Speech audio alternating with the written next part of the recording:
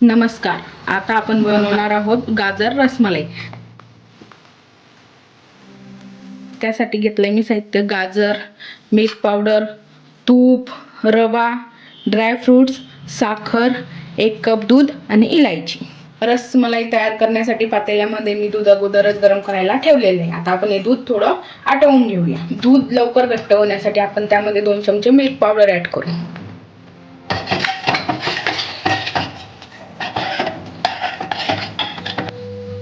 यामध्ये साखर टाकूया.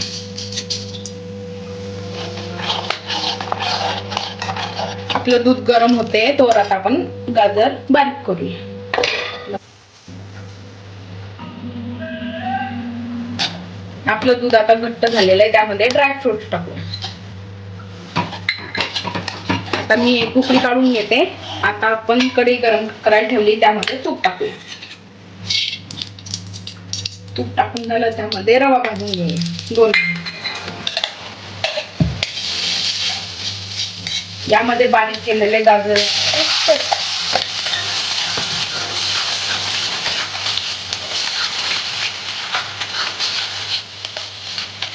1 कप दूध टाकूया.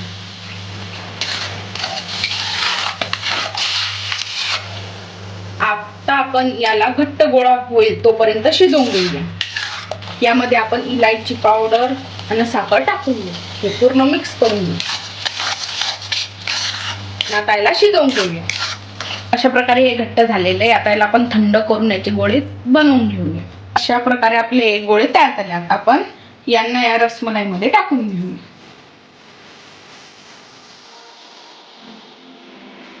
अशा प्रकारे आपली गाजराची रसमलाई तयार आहे.